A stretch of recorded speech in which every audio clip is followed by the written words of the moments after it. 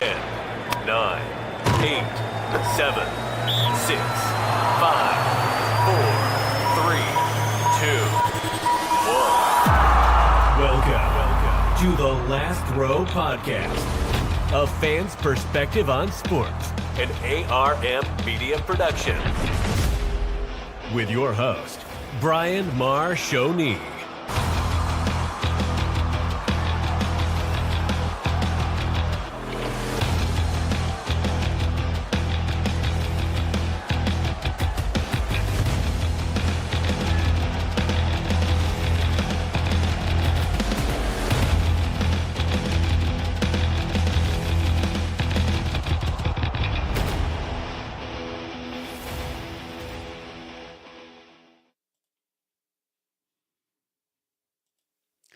And welcome in, everybody, to the Last Row Podcast, a fan's perspective on sports. It's Brian here inside the ARM Media Solution Studios on this Friday night. Oh my goodness, it is a finally Friday here. It's 9:30 in the Central Time Zone. Welcome into the Last Row Podcast. Hope you're happy, hope you're healthy, hope you're well, wherever it is you might be listening, whether that is on YouTube Live, on X Live, here on TikTok Live. If you're on sideline.fm/Last Row Podcast, welcome in. As we, ladies and gents, are now worldwide. We are currently broadcasting live over on the wonderful sideline.fm. We are happy to be a part of that. If you are with us tonight on TikTok Live, thank you so much. I hope you're going to be interactive with us here in the chat as we are getting set and getting ready. Big news announcement tonight. Big news for the upcoming weeks. And I tell you what, we are getting situated and ready to go as things are moving in the right direction, folks. Things are looking good. The NFL preseason is absolutely starting up. We are extremely happy about that, and I know the crowd around us is as well.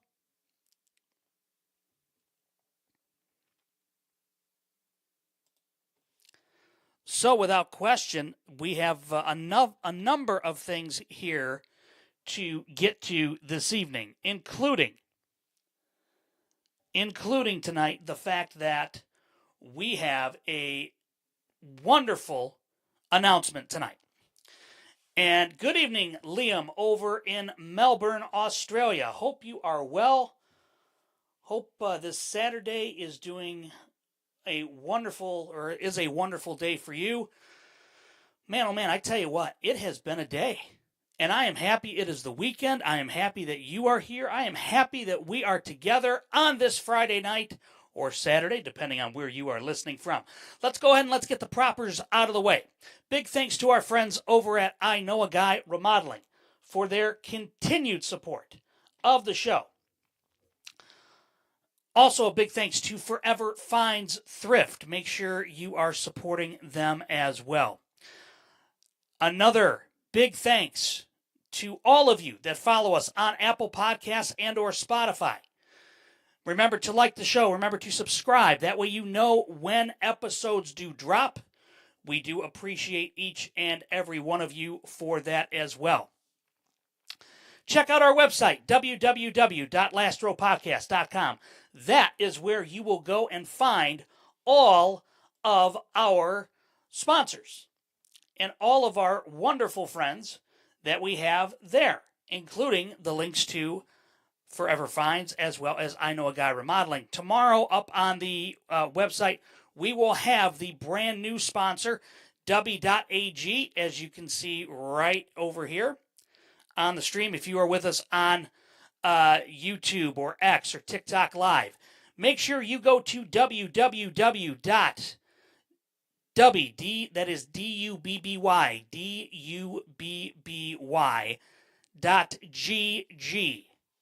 If you go to W.GG and you get their energy drinks, their energy formulas, all of that. And I tell you what, if you go on there and you see a flavor that you like. If you put in the checkout code Last Row Podcast, you'll get 10% off of that order, so make sure you do so. Little Duff, good evening. User, good evening. Here on TikTok. So I just want to make everybody aware of that as we are continuing to expand our horizons, as we are continuing to make things happen here on the Last Row Podcast. So we are excited to be partnering again with Sideline.fm. If you go there, sideline.fm/Last Row Podcast, you can follow us online. And you can do so there at sideline.fm. If you are just wanting to have a audio versus the video, you can do so. We are so excited to be partnering up with sideline.fm. You can also find us on Facebook.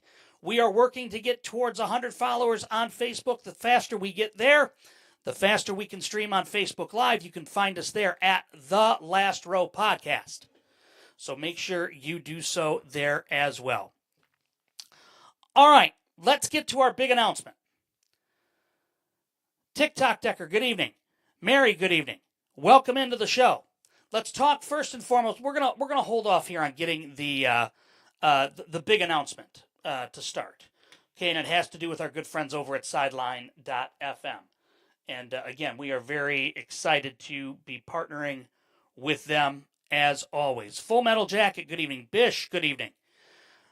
Bish, could have used you today at Wrigley. Cubs could have used you. They were down and out today against the Yankees on a gloomy Friday afternoon in Chicago. All right, let's talk here. Z-Mill, good evening. Lord, good evening. Anyway, let's go ahead and let's talk here for a few minutes about the NFL. There is a brewing national story that is starting to come out. And what I am gathering from that is that, and this is just me, okay? I'm just going to tell you that right here and now. What I'm hearing is, and again, it's absolutely an incredible factor here. And that is the fact that the sheer number of people that are, for lack of a better term, gaining up on the Chicago Bears right now, and Ben Johnson, and everybody in Chicago, I got to tell you, it's a little bit disheartening. And the reason for that is because they haven't done necessarily anything wrong. The Bears are just doing what the Bears have always done. Okay, it's training camp, right? Everybody is involved in training camp currently. So with that being said, the Bears are absolutely currently, for some odd reason, and I don't know why this is, Jersey, good evening, welcome in. For some odd reason, and we don't know why, the Bears are all of a sudden, Monty, hello.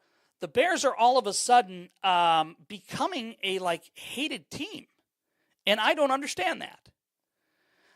Liam Cohen, a coach that I really, really like out in Jacksonville, took some shots yesterday against the Chicago Bears and Caleb Williams, and talking about how the Bears, were featured all over NFL Network, and everybody, it's the Bears this, the Bears that, and the Bears this.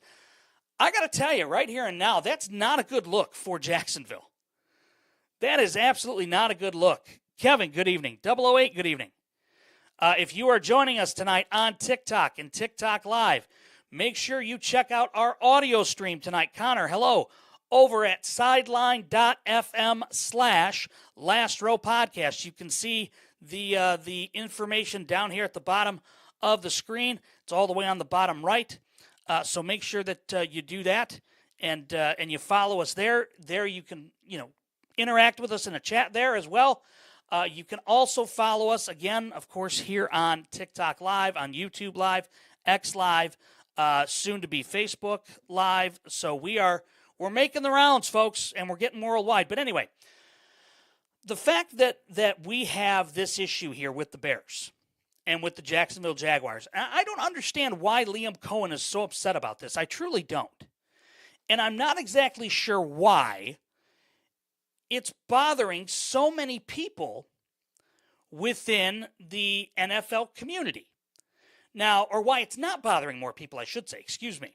And the reason for that is because, look, Jacksonville had a good year last year. There's no question. They were one of the best surprises, if you will, that proceeded to, really give the NFL a bit of a surprise. And Trevor Lawrence looked good, I would say. I wouldn't say he looked great, but he looked good. Ryan, good evening. NB, good evening. James T, good evening. Hollywood, good evening. So, again, I'm a little bit baffled by this because of the fact that overall, you've got a number of different guys and a number of different elements here that are absolutely kind of coming together all at the right point in time. I will tell you this right here and now. This does not make me a fan or make me enjoy Liam Cohen anymore.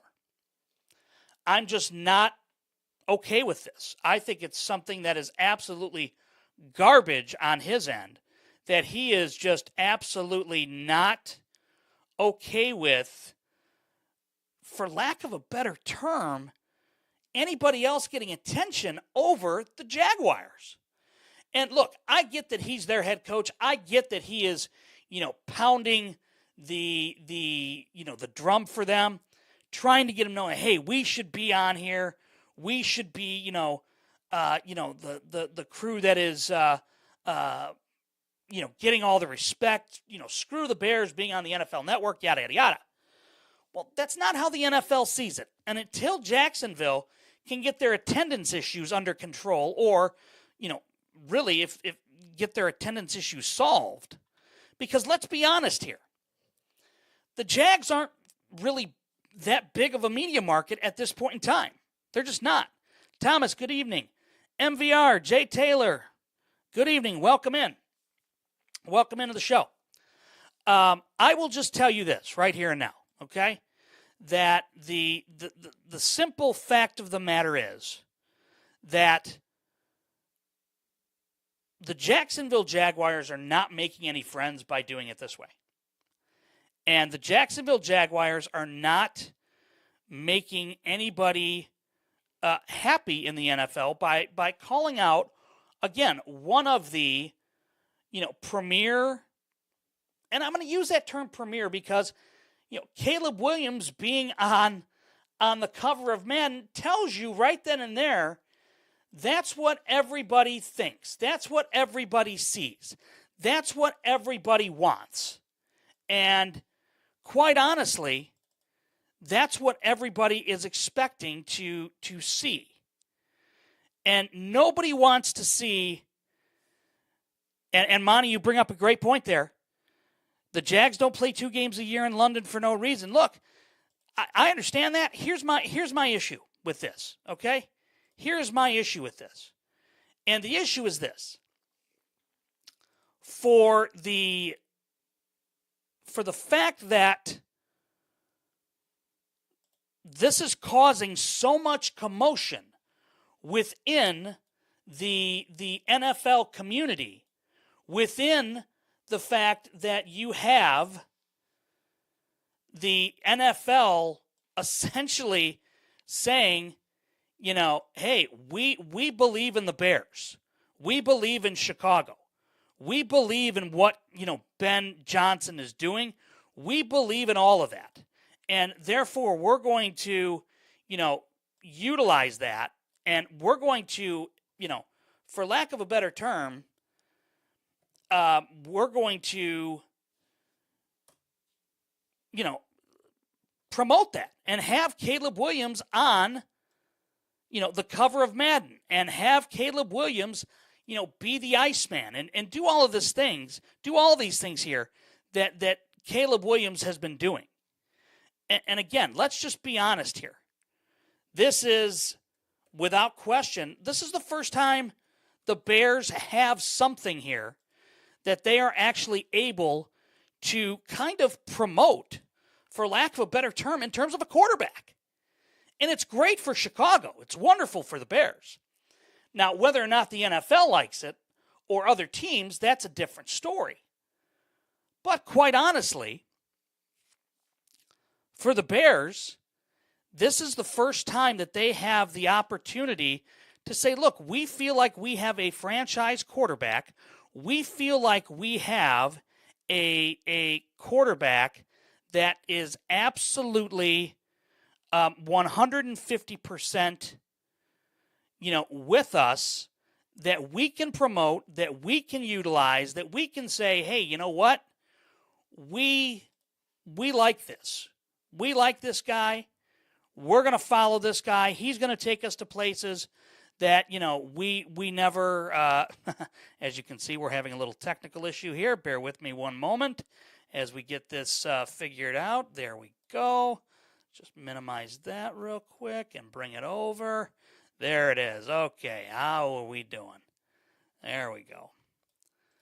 Apparently, our wonderful crew didn't do spell check and didn't realize that link was incorrect. So, sorry about that, Debbie, but we got you taken care of now. So, anyway, as I was saying, the fact is that the Bears have somebody that they can actually utilize now as the face of the franchise. And with that, it's going to rub people the wrong way. It's going to. And it's unfortunate that Liam Cohen felt the need to go on to the NFL Network and do that. It's just not, it's not a good look. It's not a good look at all. And, Monty, I agree with you. Unless if they're playing each other in the Super Bowl, I get that. I get it. I just don't understand that. I'm not sure why exactly it's such a big deal to Liam Cohen, and maybe it's just, and you know what? Look, I'm going to say something here that might come off a little bit harsh, but that's fine. I've been known to be harsh before, but I'm just wondering here if maybe that's the mentality that he's passing on right now to his squad, to his team, is that, look, we're gonna try to do this as, all of us against the world, so on and so forth. Nobody believes in the Jags, everybody believes in the Bears, so on and so forth. Cody, thank you for the heart, appreciate it.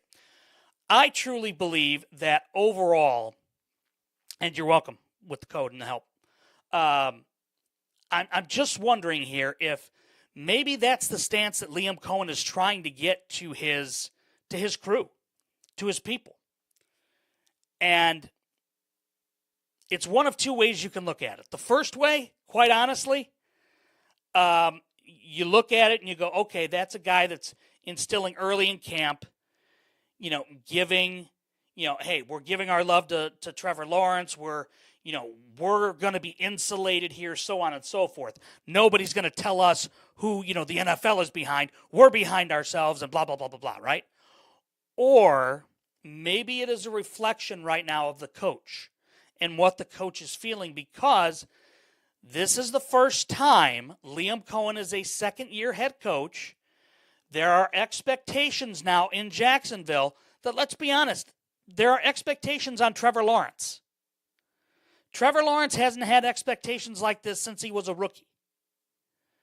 So, potentially, I have to wonder here if we have any type of situation where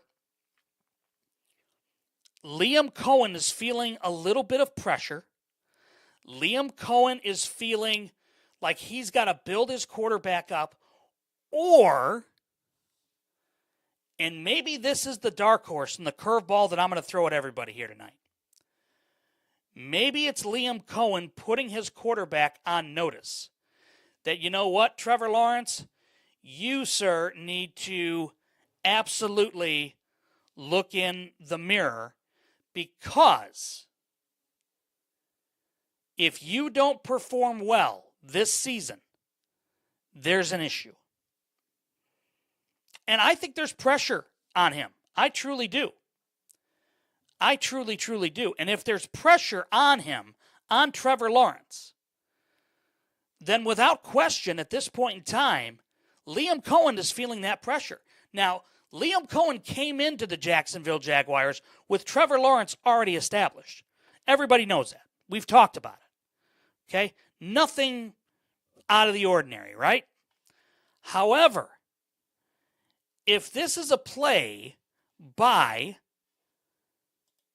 Liam Cohen for maybe Baker Mayfield, the guy that he was the quarterback's offensive coordinator with in Tampa Bay, I'm just saying there are things here, there are forces at work that we don't know about yet within the Jaguar organization, within the element of Liam Cohen and Shad Khan, the owner, and maybe they realize the writing on the wall with Trevor Lawrence perhaps.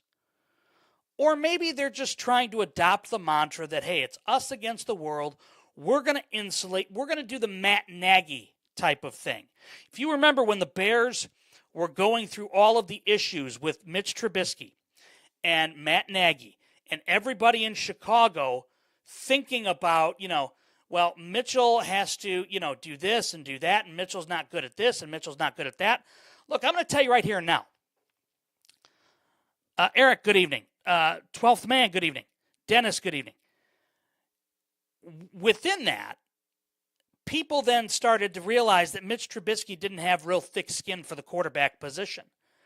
Maybe this is the same thing here that we're seeing with Liam Cohen. Maybe Liam Cohen doesn't have the thick enough skin for this. Now, who knows? We'll see. Brandon, good evening. But again, it's late July, early August. Training camp is just getting underway in the NFL. So maybe they're just trying to figure out a way to make things relevant, if you will, for the Jacksonville Jaguars. We'll have to see. We will have to wait and see. So there's that. There is more coming out too, by the way, about this news story with Kyle Shanahan, and now today you have Tony Romo being put on leave by CBS, and all of this circumventing and circling around the Kyle Shanahan controversy is just fascinating to me, because we see very quickly here how you see how very quickly things can spiral out of control. The thing with Tony Romo, the video just got released, I believe it was yesterday. And with that happening, you have the next day Romo getting essentially benched by CBS Sports. And there were rumblings that was going to happen, that he was going to take a step back anyway. But the fact that, we have this, the fact now that Romo is being benched by CBS, Kyle Shanahan not being benched yet by the 49ers, I just have to wonder. I just have to ask the question, is this the beginning of the end of Kyle Shanahan in San Francisco? Is this the end of the Shanahan dynasty there?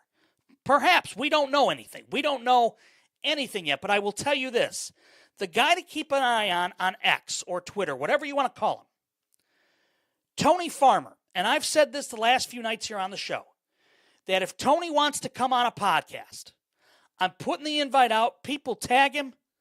Do whatever you need to do. But he has been pounding the pavement trying to find all of the information out about this case. He was the one that got word that the police report wasn't going to be released. He was the one that got the word that body cam wasn't going to be released. He was the one that got the word that they were not going to be releasing the 911 tapes or audio. All of that is because of his hard work.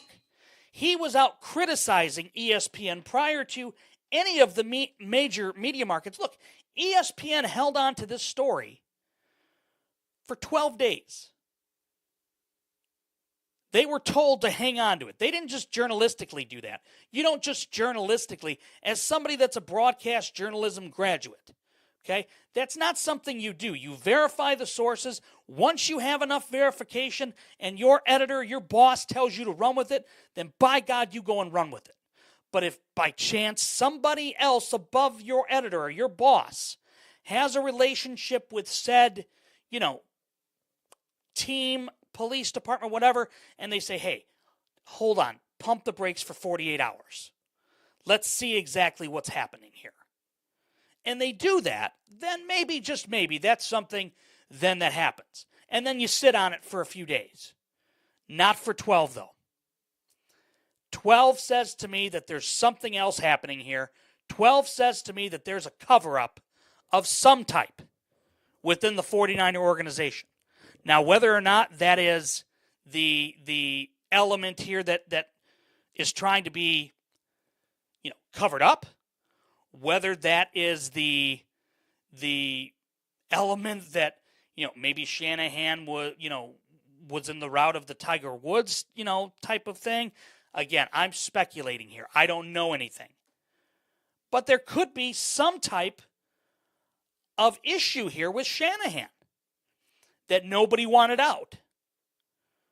So there's that element that's not going away anytime soon.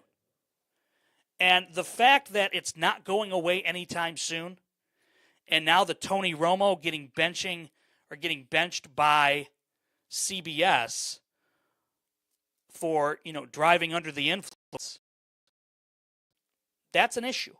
That's a problem.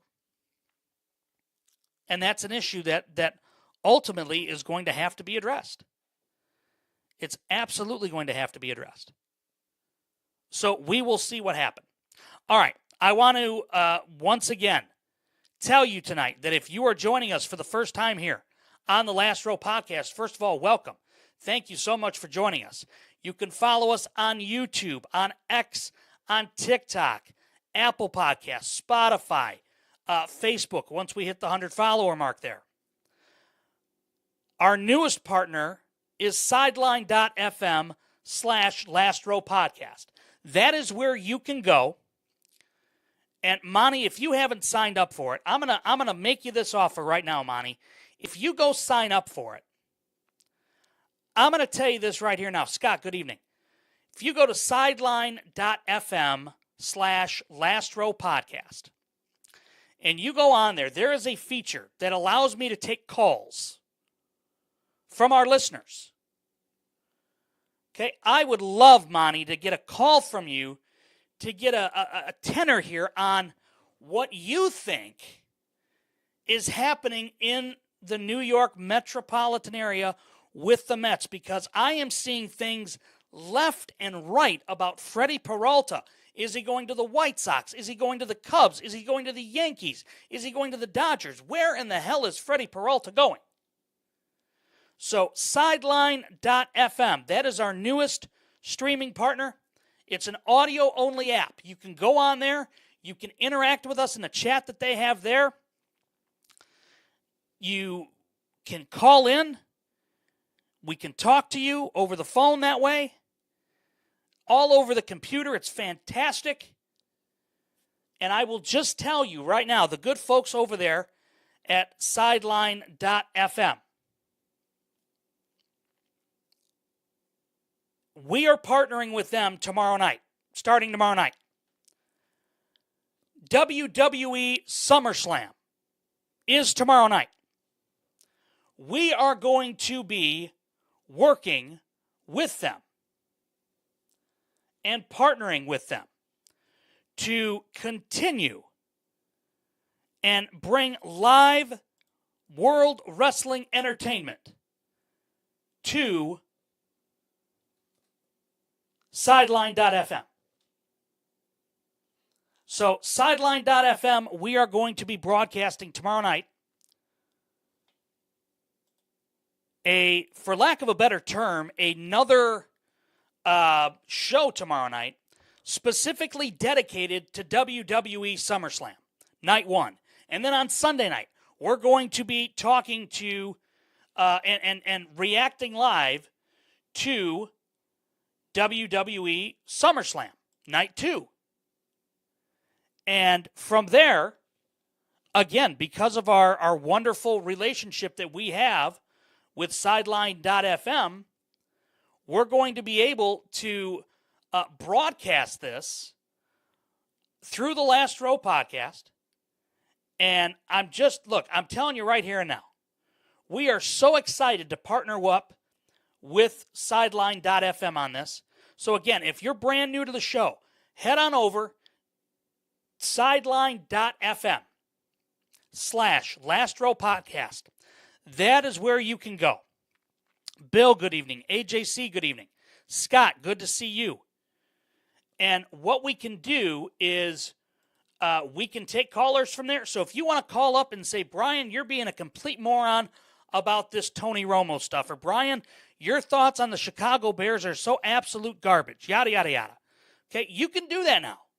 You can come at me with your takes that you don't like that I've got. That's fine. We're okay with that. Keep them clean, keep them respectful. We'll do it right back to you. Melissa, good evening. Welcome into the show. So again, Sideline.fm/Last Row Podcast. You can also go to www.dubby, that's DUBBY.GG. Use the code at checkout, Last Row Podcast. Folks, I'm going to tell you this right here now. I have never been a big energy drink guy, ever, okay? Just never have been. In this instance, though, this is clean. It's FDA approved. There's no jitters. There's no sugar crash. As a guy that's got diabetes, you know what? I am absolutely on board with this because there's no sugar crash. There's no jitters that you get, right? It's all just clean energy. And so what I'm telling you is this.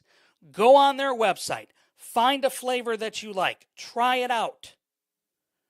If you put in the promo code Last Row Podcast, you'll get 10% off of your first order. So please make sure that you do that as well. All right, we're going to take a quick time out. When we come back, after hearing from our friends over at I Know a Guy Remodeling, we are then going to continue to talk about the NFL. We're going to continue to talk Major League Baseball and the trading deadline.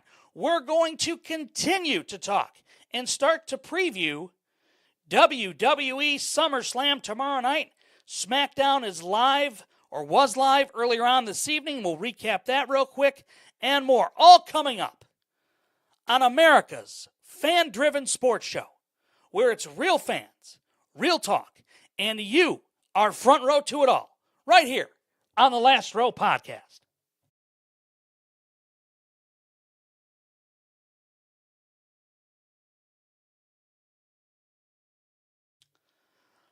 All right, you know what's amazing?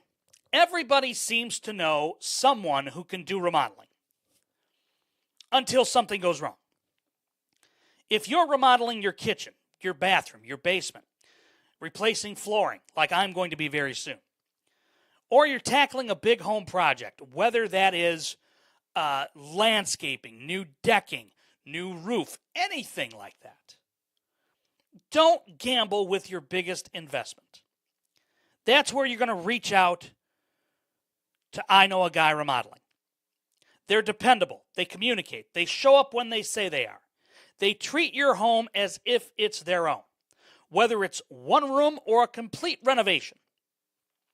They take pride in doing the job right the first time.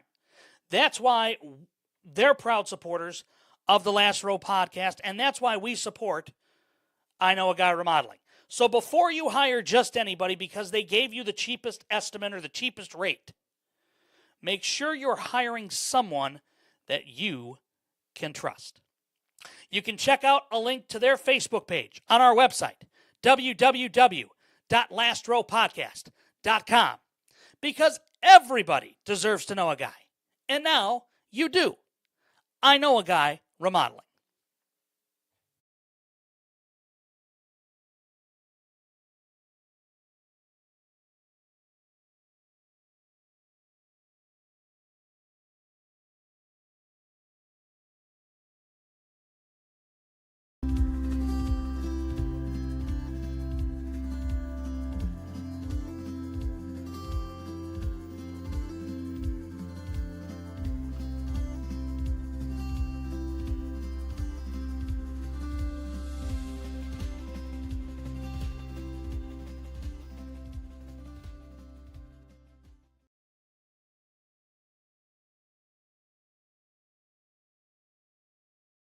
All right, everybody, welcome back to the Last Row Podcast, a fan's perspective on sports.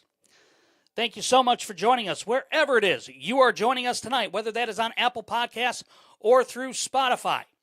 If you are with us on TikTok and or TikTok Live, thank you so much for being a part of the show. Once again, if you are new or if you're just coming into the chat, Christian, good evening. Thank you for the follow. TikToker, good evening. Make sure you check out our newest streaming platform, sideline.fm/Last Row Podcast. It's an audio-only streaming platform. It's got a wonderful chat interface. You can call the show. You can tell me what kind of a dope I'm being. Okay, we are going to be on there live specifically tomorrow night for WWE SummerSlam Night 1. We'll be back on there on Sunday night for WWE SummerSlam Night 2. We're going to have call-ins. We're going to have reactions. We're going to have coverage from start to finish of the event of the summer, WWE SummerSlam, exclusively tomorrow night on sideline.fm/Last Row Podcast. Make sure you join us tomorrow night for WWE coverage that is spanning the globe, because that is what we are doing. Bubba AJ from South Carolina, good evening, welcome. Joey, welcome in. All right, let's continue talking here a little bit about the wonderful NFL season that is upon us. We are just really getting some really good stories so far out of camp. I will tell you, just being in and around the Chicago area, as I am, Bears training camp has really been about Caleb Williams and how Caleb Williams has transformed his body. Now, I will be out there in Lake Forest next week on Wednesday the 5th, and I am absolutely looking forward to seeing Caleb Williams in person. I'm absolutely looking forward to seeing Ben Johnson in person. I'm absolutely looking forward to seeing everybody within the Bears organization and see how things are going. Everything I've seen and I've heard from people is that Rome Odunze looks great. He looks healthy. He looks like he's back at 100%. We're also hearing some other things from other camps.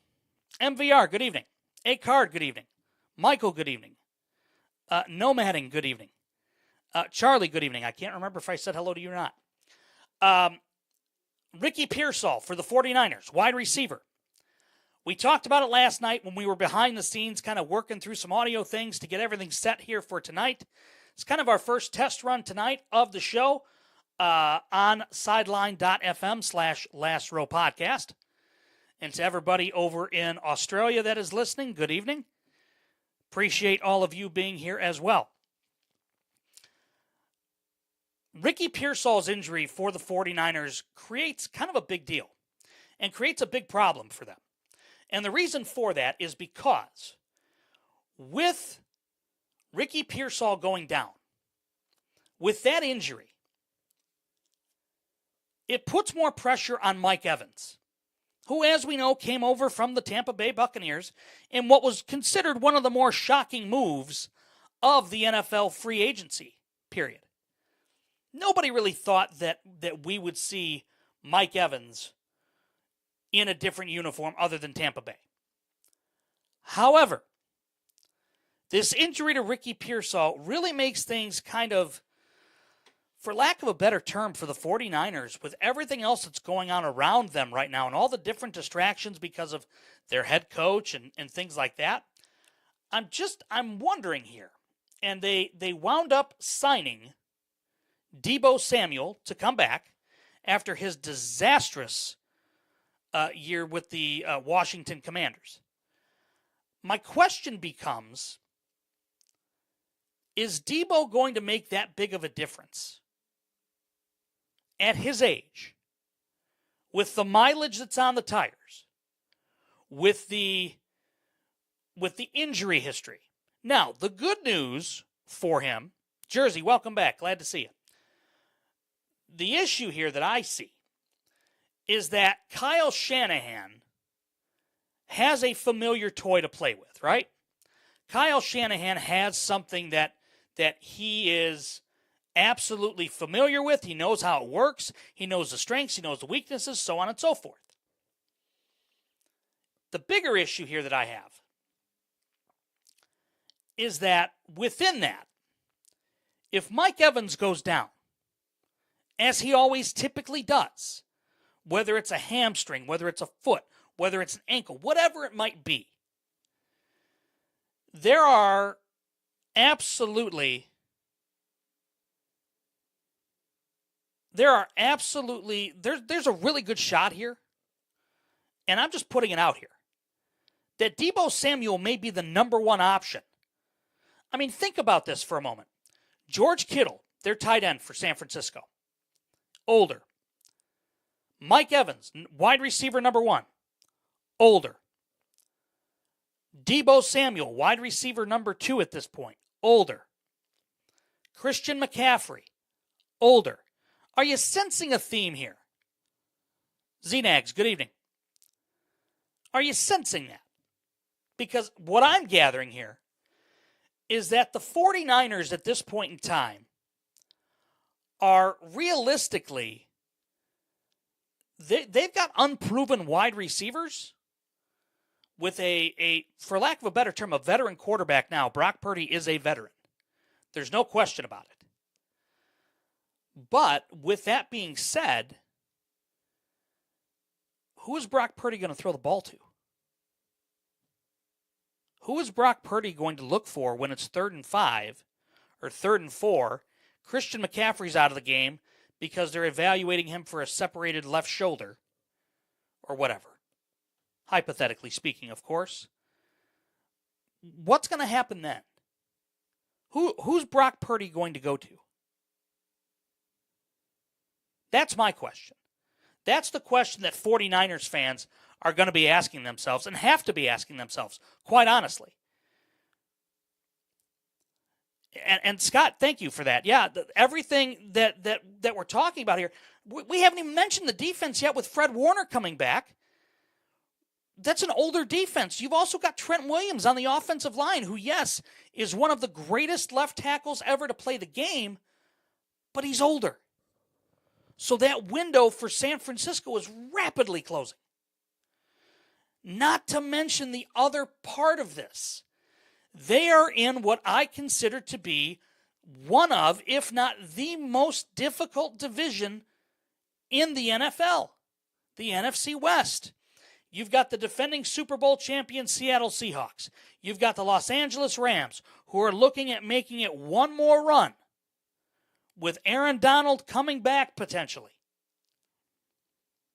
which I hope doesn't happen for the record. But you've got Matt Stafford there.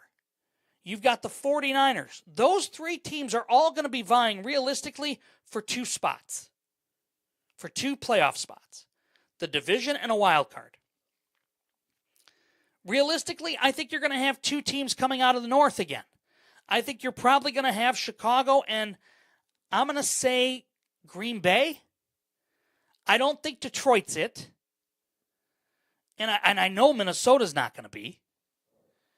So therefore, there are 4 of your playoff spots, and then you've got your NFC South and your NFC East. I mean, that's it.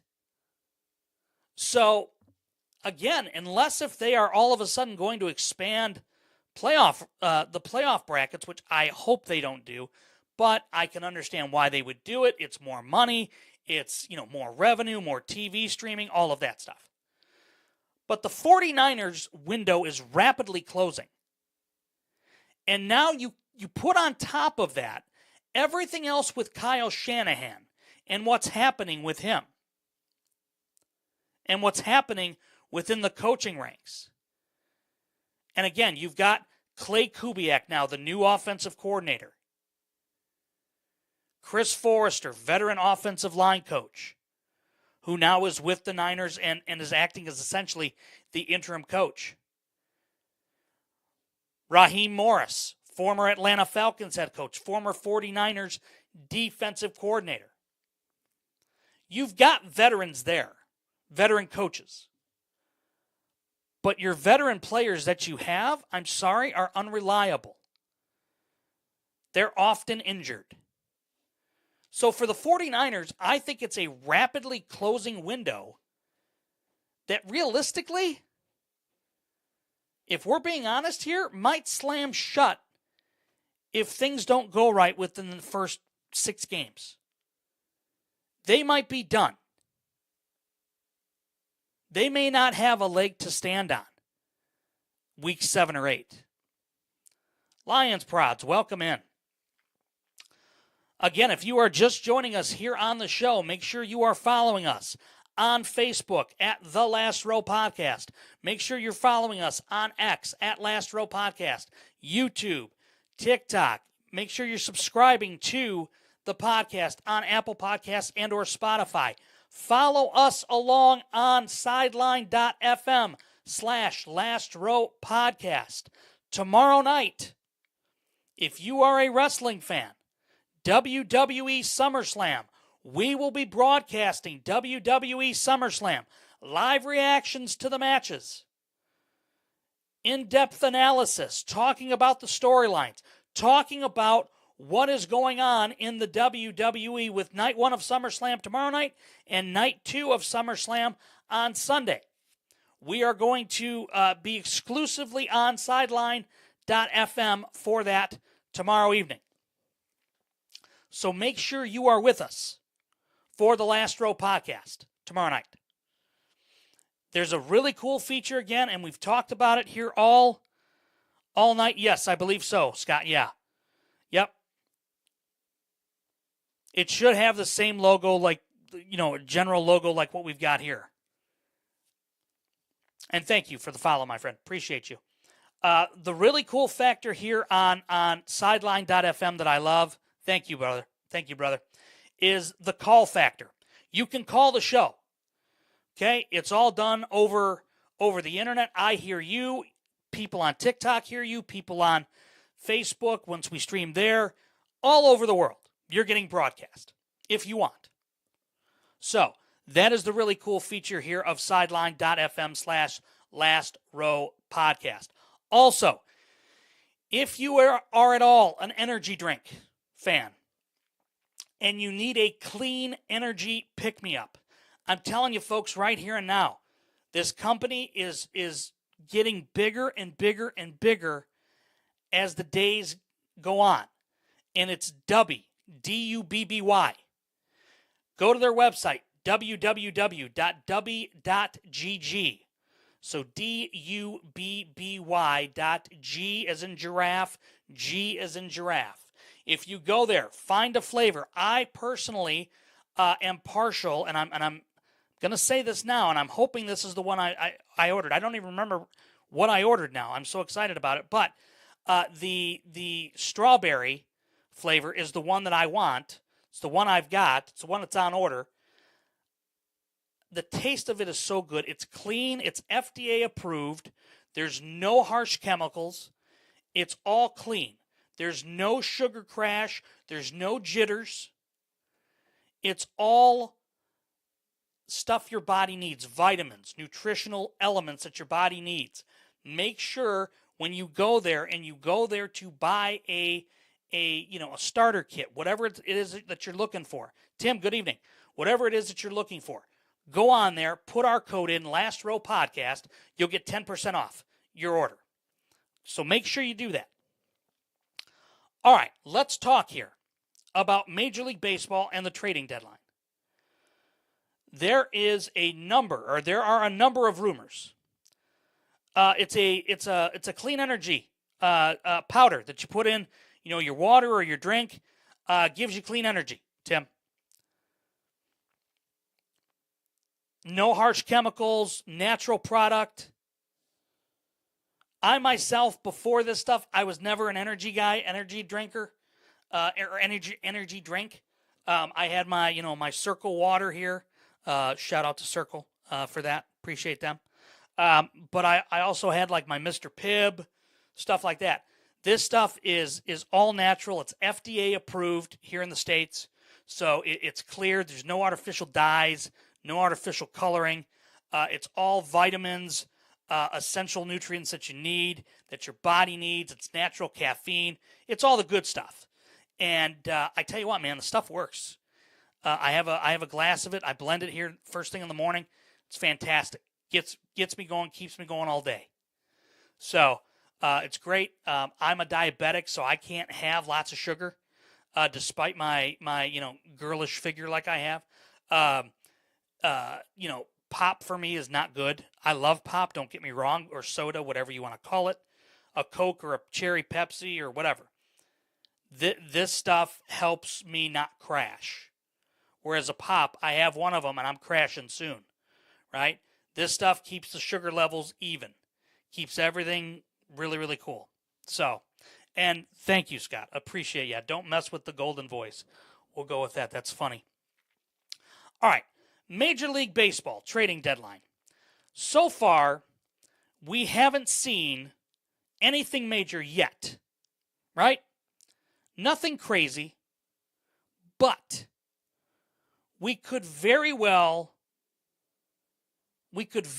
see major trades happen between now and Monday's trade deadline, including Tarek Skubal, maybe going to the Chicago Cubs, maybe going to the Yankees, maybe going somewhere other than Detroit. We could also see Freddie Peralta or Kevin Guzman from the Blue Jays. Freddie Peralta, former Craig Counsell pitcher with the Brewers, potentially going to the Cubs or maybe the White Sox. What will the White Sox do? All of this is still up in the air. All of this is currently, happening. So we don't know exactly, what the discussions are. I will tell you this much. At this point in time, the Cubs are ready, willing, and able to make deals. The Cubs have the assets in the minor leagues and on the actual Major League Baseball roster. When the Cubs lineup came out today, I thought to myself, you know what? Seiya Suzuki's not in it. Carson Kelly's not in it. What does that mean? What's happening? And so for that, and for the Cubs, one has to wonder about what is going to be happening. Look, this is an opportunity for general manager Jed Hoyer, or President Jed Hoyer, excuse me, and Carter Hawkins, general manager. Look, I have to tell you here, it makes me wonder what they're going to try to pull off. And if it's something that is just going to try to, for lack of a better term, if it's something that's just going to try to, not spend all the money that you need to get, or all of the resources maybe that you need to get Tarek Skubal, but maybe you settle for a Kevin Guzman or a Freddie Peralta. I'm going to tell you this right here and now. If that happens, that's an epic fail by the Chicago Cubs. If Tarek Skubal ends up anywhere else other than Chicago with the Cubs, that's a fail, in my opinion. If he goes to the Dodgers or the Yankees or wherever else they may, San Diego, okay, Milwaukee, if the Cubs aren't willing to get rid of some of their most prized, possessions, quote unquote, I'm just going to tell you right here and now, there's going to be questions for Jed Hoyer. There's going to be questions for Carter Hawkins. There's going to be questions for Tom Ricketts. Messi, good evening. Charlie, good evening. E, good evening. There are going to be questions.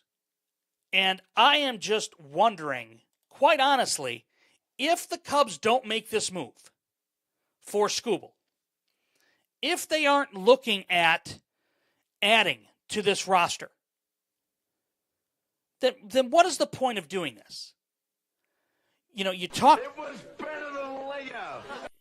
It was absolutely completely, 100% thought about in the off season that you were going to have a really good pitching staff with Cade Horton. Now, you can't predict pitching injuries in Major League Baseball. You just can't, unless if the delivery is so far off that you don't, something's not, structurally in the elbow, something's going to give. A la Chris Sale when he first came up to the majors for the White Sox. But I will say this much for the Cubs: if they don't go out and get pitching, or if they don't go out and get a legitimate designated hitter, if they don't do that, there are questions that have to be asked and answered by the front office, by the ownership group. Because if they don't answer those questions, and look, I know the lockout is looming. Who's the best American comment store on Sideline, and why is it last row? My question becomes, with the lockout, okay, well, why did you spend the money on Bregman? Why did you sign PCA then to a long-term extension? That's the question. Oh, mate, don't say that, because that irritates me, and I punch blokes in the mouth for saying that. I don't know. Can you guys on TikTok hear the audio file from the good folks over at Sideline.fm? Let me know in the chat if you're able to hear that. Blindside, thank you. There's got to be an investigation into this. This has got to be, someone's got to be accountable for this. Yes, somebody is going to be accountable. I agree. Okay, thank you, TikToker. Appreciate you. There's no echo or anything, right? You guys can hear that loud and clear, right? There we go. See? Listen, man, I tell you what. These folks over here on Sideline.fm, they are a wild bunch. I love these guys. They are great. And I will say... It was better than Lego. It's better than Lego, yes. No question about it. But again, with the Cubs, what are they going to do? What are they going to do this, he was a weak-gutted dog as a kid, portion of this? and he hasn't changed now. He's a weak-gutted dog person now. A weak-gutted dog. I like that. The gentleman, the owner of Sideline.fm, Aussies Just Get Sport. I like it. Listen, I get it. I love it. This is great. I'm all for it. Look, we're going worldwide, baby. I love this, okay? Like George Costanza in Seinfeld says, I'm back, baby. I'm back.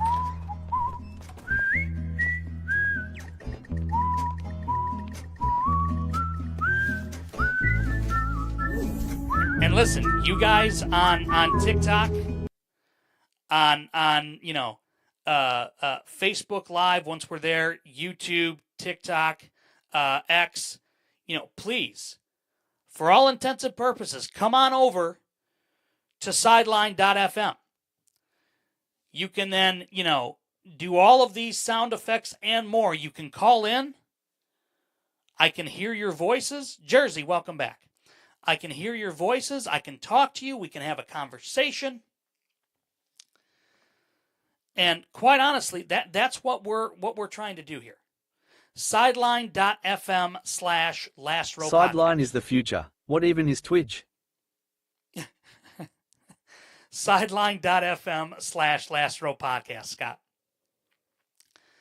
So, Major League Baseball trading deadline. We've talked about it here. Let's see what happens. Man, oh man, you guys are just going crazy over there. I love this. This is great. Real quick, we mentioned it last night on the show, or 2 nights ago, on the show.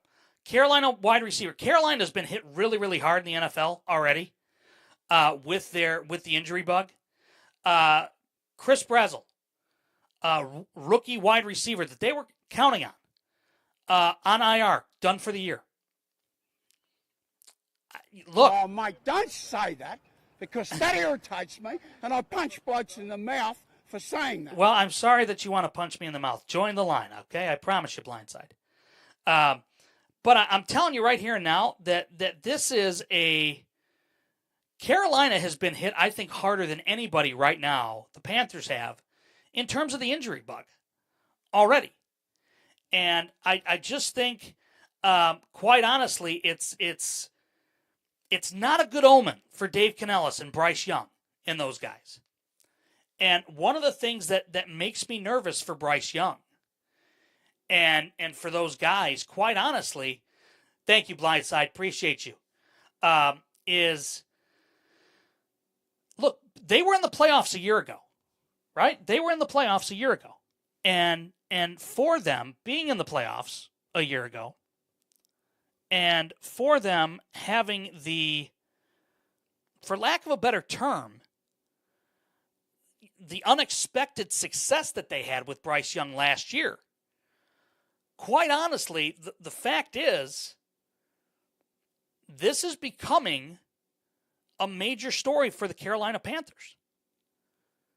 They lost their starting left tackle. They lost their outside linebacker. Now they lose one of their young wide receivers. Look, this team was expected to compete for the NFC South again, and they still are. However, the issue at hand is that if they don't, injuries are going to be the reason why. Bryce Young doesn't have that many weapons to throw to. Chuba Hubbard had a lot of miles on those tires. You could see them kind of fade last year. Now look, they took the Rams in the playoffs to the brink, no question. But the fact of the matter is, there's a lot of pressure here on Carolina. There's a lot of pressure on Dave Canellis. So we'll see what happens. We'll see what happens there. All right. Back to Major League Baseball real quick. If news breaks while we're on the show, Jason, good evening. If news breaks while we're here on the show, we're going to cut right in. We're going to talk about it. Okay? I want to just pump the brakes for everybody and let you know that be careful what you're looking at on social media in terms of what you're getting regarding your reports from. I've seen things that have said, Kyrie Irving is signing with the 76ers. I've seen things where, the Cubs are signing Tarek Skubal to an 8-year extension. Nothing is official, okay? Unless if Jeff Passan says it, Buster Olney, Ken Rosenthal, ESPN, whomever, okay? Just be very careful. Same with training camp reports for the NFL. Mingo, good evening. All right.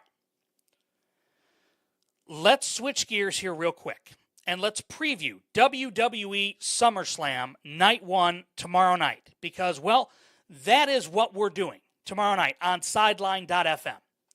So if you are a WWE fan, tomorrow night, SummerSlam Night 1, we will be broadcasting live in real time. So when SummerSlam is going on, you can sign on to Sideline.fm/Last Row Podcast, and you can get coverage of SummerSlam.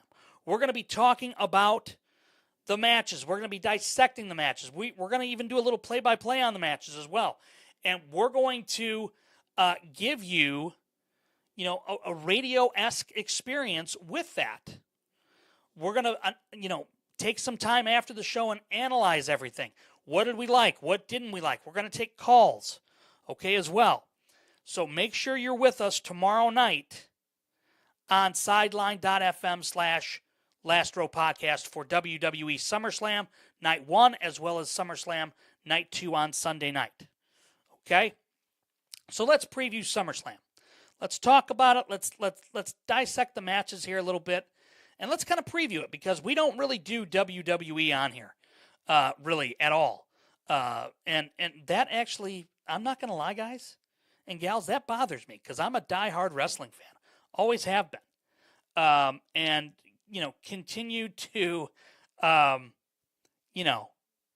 follow it and watch it. So it's my soap opera, if you will. Okay. So with that being said, let's take a look here at the card. Now, this is taking place tomorrow night and Sunday from U.S. Bank Stadium in Minneapolis, Minnesota, home of the Minnesota Vikings.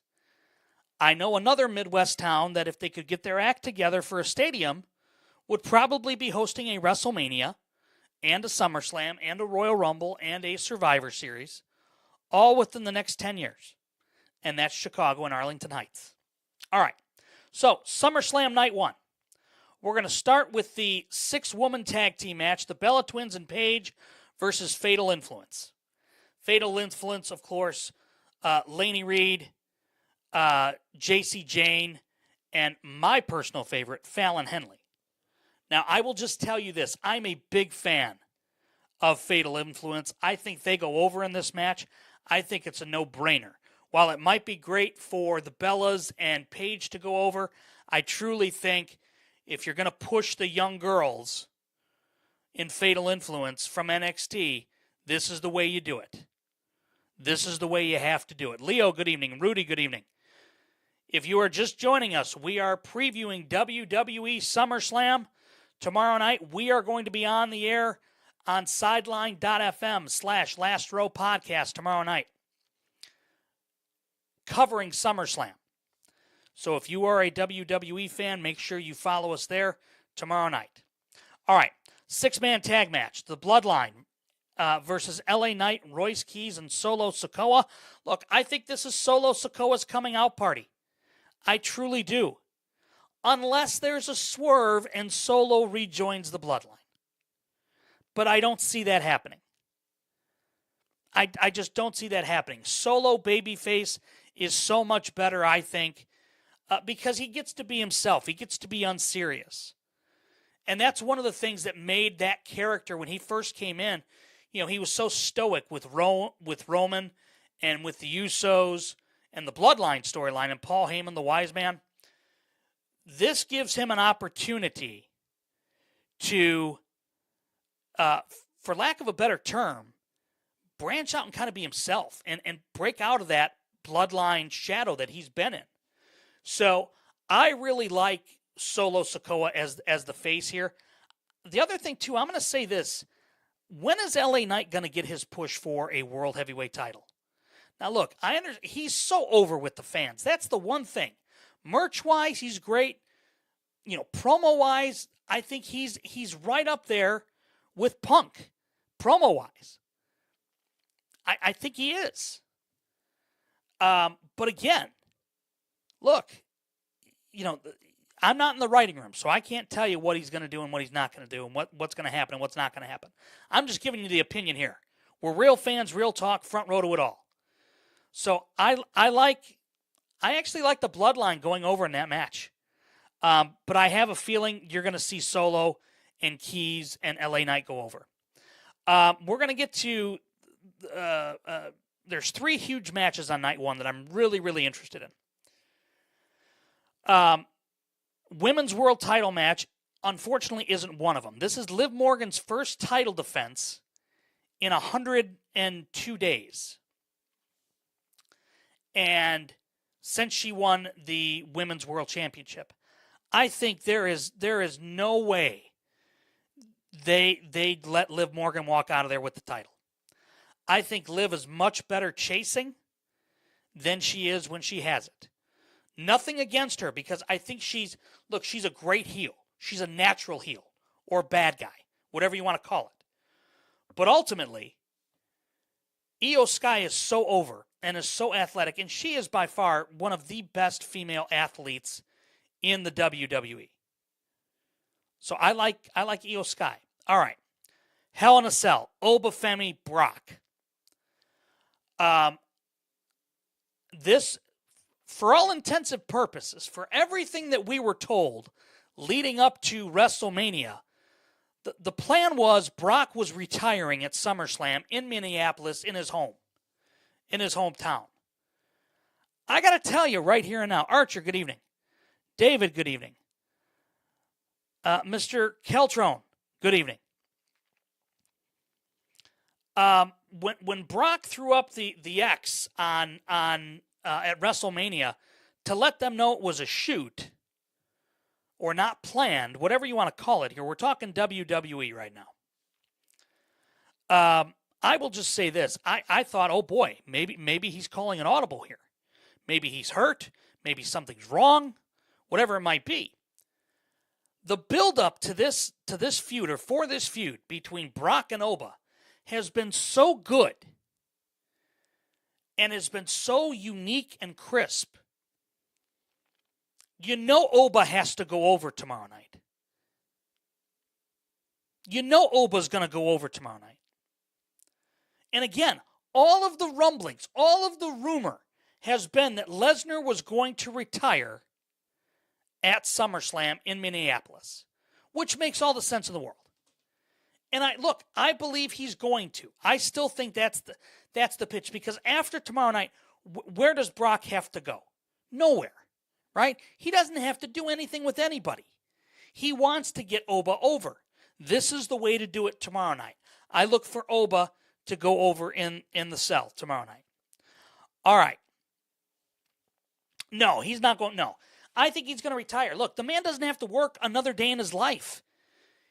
Brock is so financial. Look, for everything that Brock Lesnar has done in his career, whether it was, when he was at the University of Minnesota as an NCAA college wrestling champion, national wrestling champion, to WWE, to the NFL, to then to UFC, to then back to WWE, Brock Lesnar doesn't have to work another day in his life. He absolutely does not have to work another day in his life. He enjoys being home. He's got a ranch up in Canada that he's miles away from anybody. He is a country boy. He loves it up there. Let him go just right off into the sunset. Induct him into the Hall of Fame. Give him his flowers, because quite honestly, look, Jim Ross at the time, good old JR, was the head of talent relations for WWE. When he saw Lesnar, he saw dollar signs at Minnesota. And boy, was he right. He turned everybody else on to Brock Lesnar. So at that Hall of Fame induction, it's got to be Paul Heyman's gonna obviously induct him. Or maybe Triple H will. I'm not sure, but I would think Paul Heyman would. But ultimately, or maybe Taker, maybe The Undertaker will. But Brock Lesnar owes a ton to Jim Ross. Jim Ross got him, signed him, and he became the next big thing because of Jim Ross and because of Paul Heyman. And quite honestly, it's just been fantastic to watch. Look, his career has been so good. His career has been so unique in the WWE that, quite honestly, he has transcended what anybody ever thought he could become. Brock Lesnar is just a bona fide athlete. And because he's that good of an athlete, look, he was able to make it to the final cuts for the Minnesota Vikings. He was able to win national championships at the University of Minnesota as a wrestler. He was able to win the UFC heavyweight championship. And yeah, we know Steve Austin saved WWE in the late 90s. We know that, Archer. That's not news, but I mean, we're talking here about Brock Lesnar. We're talking about what Brock Lesnar has brought. Brock Lesnar is a first ballot Hall of Famer in WWE. All right. Let's talk here about the World WWE Championship match between undisputed champion CM Punk, who's the champion, and Cody Rhodes. I have a sneaking suspicion. I have a hunch that we are going to see something unique here. I have a feeling we're going to see CM Punk stay the babyface. I think we're going to see Cody Rhodes stay the babyface. And I think we're going to see a return. I think we could see a return of Kevin Owens tomorrow night. I'm not sure if it's going to be to Active Wrestling. I don't know. But I will say this much. If they turn Cody Rhodes heel tomorrow night, and look, they've given Cody carte blanche on this. If he wants to turn, he can turn. Punk right now, Punk is the only one that could match Cody numbers-wise in terms of merchandise, things like that. So they know that and I get that Cody and the American Nightmare persona at this point, it's kind of worn out its welcome. I get that. I understand that. Believe me, I do. But at the same point in time, what Cody Rhodes has been able to do since returning back to WWE has been nothing short of remarkable. Now, if he turns heel tomorrow night, you're going to lose one of the best baby faces that you have. So now the question becomes, okay, who are you going to elevate to that next level? Who can match Cody Rhodes on the babyface scale, right? I don't know if there's anybody yet that can do it. I mean, Oba's on the Brock Lesnar level in terms of being over with people because Oba's just bigger than everybody on the damn roster. So, ultimately, with that, Scott, that's who I was going to get to. The guy to me that makes the most sense is LA Knight. He's a talker. He pushes merch. He's a guy you could elevate. Or, here's an idea. Just a thought I've got. What if tomorrow night Cody goes over and wins? Monday night on Raw, LA Knight challenges Cody, cements himself as the new champion.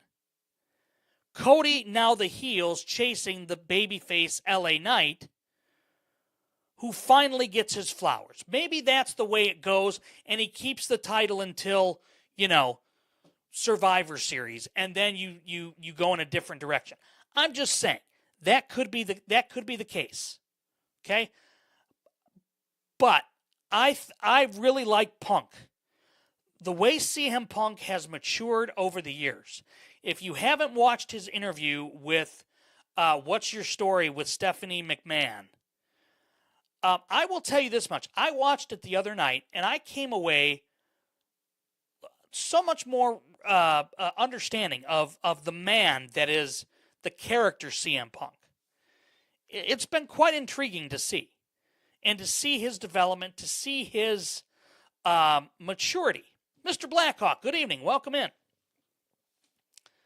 So, look, I think we could see, there's two waves of thought here. If Cody goes over tomorrow night, I think Cody loses the title quick. I think if Punk goes over, it's going to then lead to his next feud, which I think could be if Kevin Owens is medically cleared.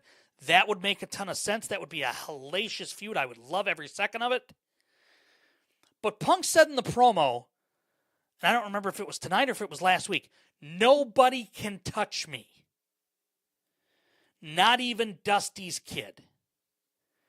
And that line there, not even Dusty's kid, is the line that has stuck with me so far. Where they're planting the seeds for Punk, but they're also planting those same seeds for Cody to say, you know what? I'm not Dusty's kid. I'm my own man. And so on and so forth. So I'm really looking forward to that match. The match I am most looking forward to tomorrow night on night one of SummerSlam is Gunther versus general manager from SmackDown, Nick Aldis. And the reason for that, Nick Aldis, if you are not familiar with his work in TNA, Nick Aldis is a world-class professional wrestler. He is so incredibly good. He is married to WWE Hall of Famer Mickie James. he has been so good in the general manager's role on SmackDown that when there was the Randy Orton mystery opponent at WrestleMania, a lot of thought that it could have been Nick Aldis. However, they've saved Nick Aldis for SummerSlam, for Gunther. This storyline has been so good. If you have the opportunity to catch the Chris Van Vliet interview with Nick Aldis, the podcast, please do so. It is so good. Nick Aldis is so emotional about this because he says, this is my one shot, my one opportunity. Look, he has been wanting to go to WWE and be a wrestler for so long. But when he was brought in as the general manager, the thought process was, okay, eventually we're going to get to, you being physical. So, with that being said, now he's getting physical. The promo work between these two has been absolutely incredible. I am so dialed in. I am so ready for this match tomorrow night. I think it's going to be spectacular. I also really want to give kudos to, and he doesn't get his flowers enough. He takes more heat, I think, than anybody in the business. And that's Paul Levesque, Triple H.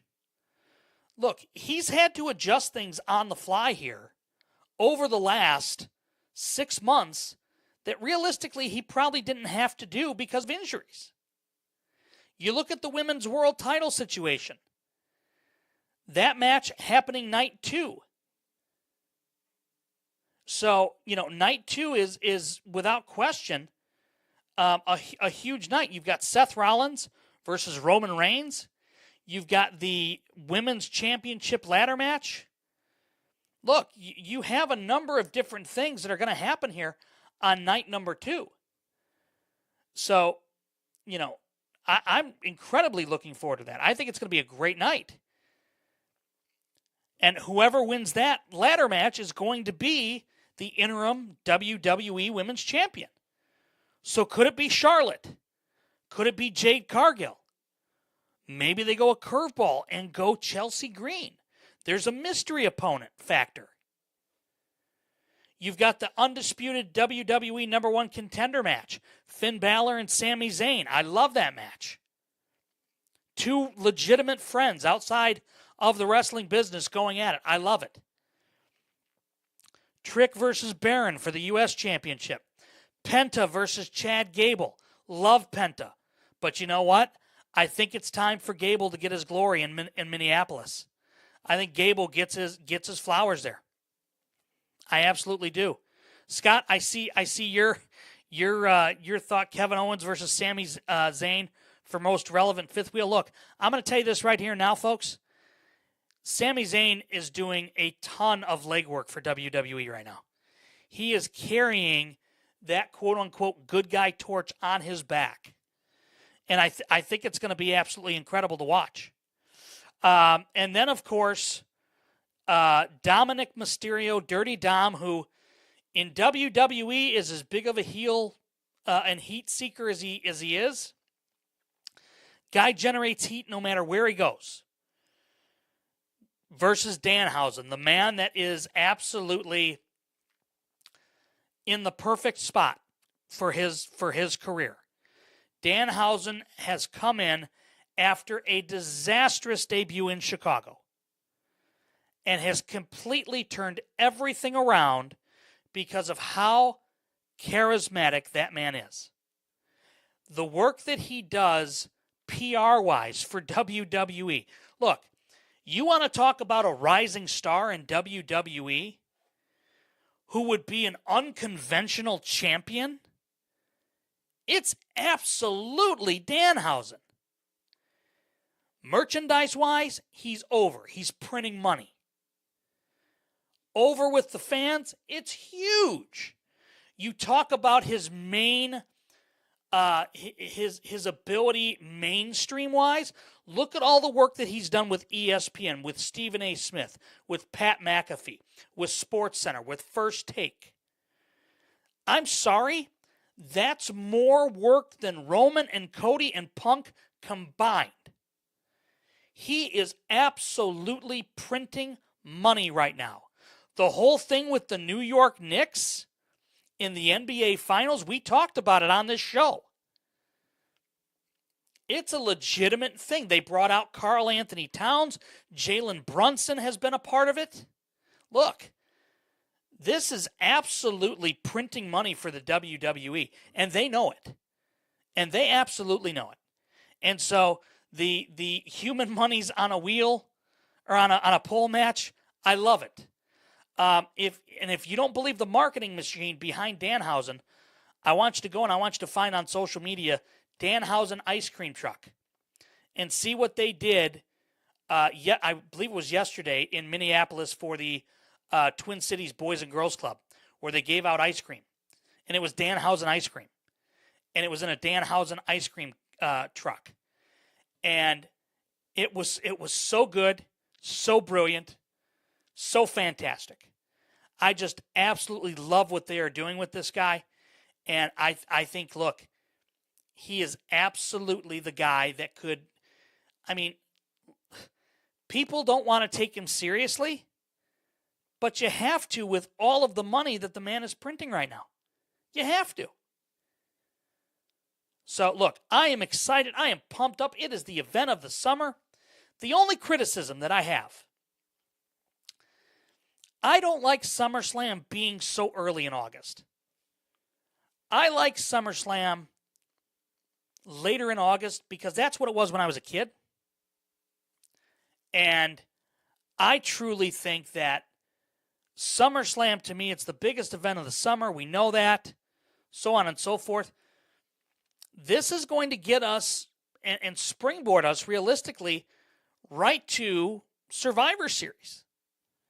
And, you know, everything that's leading up now from SummerSlam on to Survivor Series, that, you know, that's planting the flag for Survivor Series. And then after that, then you're looking at Royal Rumble, and then it's WrestleMania season. So, and I mean, you think about it, the fiscal year for most businesses is January 1 to December 31st. Well, for WWE, it's WrestleMania to night after WrestleMania. So the night after WrestleMania, we're at the halfway point at this point. So ultimately, look, you've got an opportunity here in WWE right now to reset a little bit of the planning here. If you're not happy with the way things are going, this is where you can pivot. You know, the Netflix show WWE Unreal does a great job of showing what is real versus what is scripted, and it peels the curtain back. But it also gets you into the creative side a little bit too. And I think that's fantastic to see. So again, with this, I am absolutely excited about it. I think it's fantastic. I think it's great. And I will just say this much. I am ready for SummerSlam. SummerSlam tomorrow night, sideline.fm/Last Row Podcast. We're going to be talking about the event. We're going to be dissecting the event. We're going to give our analysis. We're going to talk about the matches. We're going to talk all of it tomorrow night, the event of the summer. Thank you, Coach Charlie. Cannot wait either. We are pumped up and ready to go for it. I will say this. It has always been, and this is how we're going to end tonight, okay? And if you're with us on Sideline, stick around. We're going to continue on there. We're going to continue on TikTok. We'll cut the streams on the other socials. I will just say this much. When I was a kid growing up, when I was actually my son's age, I always wanted to be a pro wrestler. That was the dream as a child. However, as time went on and I didn't grow, I knew that wasn't going to happen. So, you know, I thought to myself, okay, well, maybe I'll get into broadcasting. And, you know, that's what I did. And, of course, that's what I do for this. I have a regular 9 to 5 that I do that's boring and that doesn't, you know, that helps pay the bills. As does this too, but anyway. So, with that, the kicker here is that I always wanted to do something wrestling-wise on the radio, whether it was a wrestling show, whether, well, now we get to do that thanks to Sideline.fm. And we're going to incorporate that more into the last row here on TikTok, on Facebook, on YouTube, on X, all of it. We're going to incorporate all of it. So I just want to say I'm excited about tomorrow night. I honestly feel like a kid again. And that's a really weird feeling for me because I'm not used to it. So I am super excited. I am jacked up for this SummerSlam tomorrow night, or to use the Bret Hart term as he used to do, the SummerSlam, is going to be fantastic. And I am so excited for the event. I am extremely happy to be partnered with Sideline.fm, not only for SummerSlam, but for NFL moving forward, for the NBA, Major League Baseball, NHL, all the major sports. We're going to be a part of it on Sideline.fm/Last Row Podcast. I want to thank our friends over at W.GG. I want to thank our friends at I Know a Guy Remodeling and Forever Finds Thrift for their continued support of the show. And tomorrow night's broadcast, by the way, on Sideline.fm. I meant to say this earlier and I forgot. I always wanted to be a vet, but I hate animals. Well, you're going to hate this then, Liam. I'm going to tell you that right now, brother. Tomorrow night's broadcast of SummerSlam on Sideline.fm is brought to you exclusively here from our end, thanks to Forever Finds Thrift. So we thank them for their support for that. It's a great cause. They are doing wonderful work in the northern Illinois area with their thrift store and cat rescue. If you've been with us a while, you know we used to be there on Sundays doing live check-ins from the store, talking with people, meeting the public, things like that. They are adopting out animals, kittens specifically. Check out a link to their Facebook page on our website. You can do so. You can see the animals, so on and so forth. So, big thanks to that. What streaming service you are using had the most viewers during an active chat? It's been TikTok. This is the first time, I would say, in probably no. We were on TikTok. We were restricted a bunch. There was a period of time where we were restricted, Scott, on TikTok, every single broadcast. In the beginning, it wasn't. We had just that big white banner, if you remember right. JT, good evening. That big white banner, if you remember, with the logo. We were never restricted on that. Then when ARM Media Solutions, our parent company that hosts the podcast, when they proceeded to get involved and do graphic design work and things like that, TikTok didn't like it. TikTok said, that looks too professional. Mind-boggling to me. I don't understand that, but whatever. So they have since tightened some things up. This background tonight, there's subtle changes that they've made over the last 2 days that have, at least for tonight, knock on wood, we're not restricted right now. We haven't been restricted for the hour and 35 minutes that we've been on. So we, and especially during, this is on TikTok Studio, and that's the other part of it. Regular TikTok, if I'm at home and I'm on my couch watching a game or something and I jump on, that's just done through regular TikTok. That I get, close to 1,000 viewers. Here on TikTok Studio, we've gotten, like our NFL draft coverage, I think combined, we had over close to 4,000 people between the 2 days. So it was a scene, man. I'll just say that much. So we've had really good luck with TikTok. That's why we're sticking with it. That's why we're not pulling the show from TikTok. It's because it's the first place that we really streamed live video. If